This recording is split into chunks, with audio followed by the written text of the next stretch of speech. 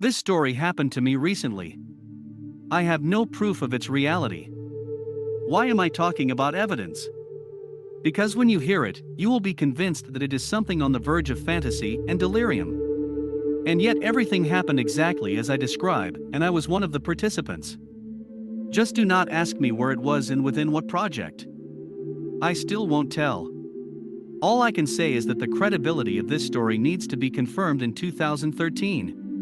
So, I was invited to take part in an unusual experiment to study the effects of electric currents on the human brain. As an observer, the experiment involved a team of 3 scientists, a small group of observers, which included myself, 1 consultant, 4 nurses, and several support staff. Most importantly, who was the experiment on? For the experiment, for infants, aged 4 to 6 months, were used 2 normal babies, a boy and a girl, 1 with symptoms of Down's disease, and 1 child from alcoholic parents. The essence of the experiment was to influence certain parts of the brain of children with waves of a certain frequency and find out how this effect influenced. To do this, a special helmet of God was put on the child's head. This is what the scientists involved in the experiment called this thing anyway. In fact, it was a hat made of rubberized strips, in the crossing points of which there were contacts, through which a weak current was supplied. So anyway, I get it. According to the consultant, this experiment is absolutely harmless and rather even useful in terms of stimulating brain activity.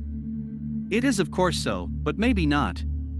I of course could not verify this statement. The consultant himself was no less interesting than the experiment. The consultant was a professor from the United States who was researching the work of the brain for the American government for military purposes. Before the experiment, we communicated with him in an informal setting, and the professor said that he is a descendant of immigrants from Sicily, who once came to New York and fought for a place in the sun with Irish gangs. The professor's grandfather was allegedly one of the minor leaders of the Italian mafia. Naturally, I also cannot verify this information. The experiment was carried out at night.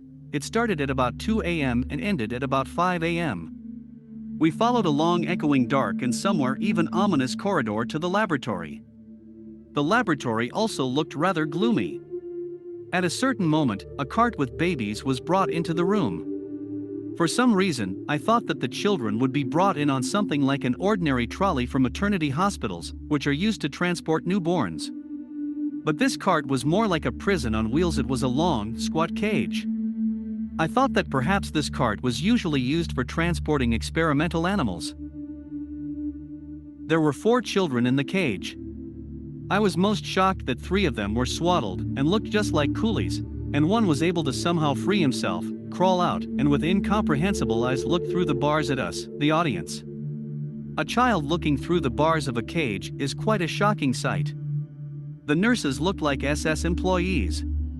Anyway, the whole entourage suggested that this was one of the laboratories of Joseph Mengele. The very course of the experiment, however, did not differ in any special horror. The infants were taken one at a time, completely undressed, readings were taken from them, cardiogram, etc. Then they were placed in a special completely insulated glass box, a helmet was put on their heads and some kind of device was turned on. Then the readings were taken again. I can testify that at least 1 baby, who a minute ago yelled like a cut, after turning on the device, suddenly calmed down and fell into a kind of euphoria. Looking at him, I noted to myself that such a face and such a position of the body could have been in a woman who had just experienced an orgasm. The thought made me somehow disgusted. But this is how the baby looked. I rather quickly switched from observing the course of the experiment, visually it was rather monotonous, to explanations of the work of the brain, which were given by an American professor near a special board. He explained in some detail about which parts of the brain are responsible for what, on the brain diagram, and how by turning off this or that area you can control a person's emotions, causing him to panic horror, then complete euphoria, then turning him into a ruthless killer, then into the most law-abiding citizen. I was so carried away by the professor's story that I did not pay much attention to the babies crying in the cage. And the other participants in the discussion did not seem to notice them either. One of us suddenly asked the professor, "Why do we, seemingly normal people, standing in a room in which 4 small children scream with fright, do not feel the slightest compassion and enthusiastically discuss theoretical problems. To this, the professor replied that in the subconscious of a person, the sound of a cry of a small child is not associated with a signal of some danger, but, on the contrary, is associated with a happy family with many children. That is, as far as I understood him, a person who hears the cry of several babies not only does not feel anxiety, but, on the contrary, is completely calm.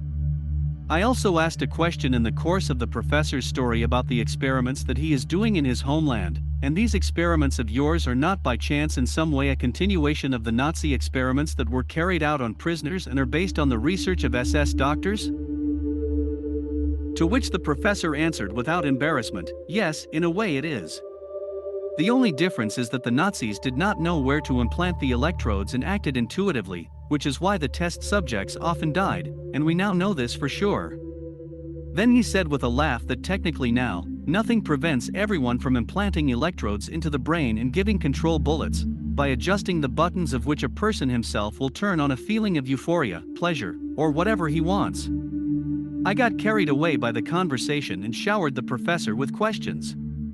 The professor said that implanting electrodes is already yesterday. It is much easier and more effective to act on the brain with the help of special drugs that can be delivered to the brain, in particular, through the nasal cavity. As far as I understood his explanation, the drugs that the addict inhales through the nose are, to a certain extent, a prototype of such an effect. However, drugs are rude, and to control a person requires a point effect on very specific parts of the brain, since a mistake can lead to completely unpredictable consequences, most often to a feeling of depression and intense fear. For a precise effect on the right parts of the brain, a drug with special bacteria can be used which, penetrating through the nose, will tune the necessary chromosomes of the cell nucleus, if not confused, and cause the desired effect. It is enough to spray such a preparation, say, from the air, in order to cause the necessary reactions among the population of an entire city. I asked, have such experiments been carried out in your laboratory? The professor replied, yes, of course. I asked, and on the scale of a city? The professor laughed and replied that hay fever is in some way a similar experiment that nature puts on people every year, forcing immediately a huge number of people to simultaneously perform actions and fall into a certain state, which does not happen to them in ordinary life. Perhaps I did not understand everything the professor poured in special terminology.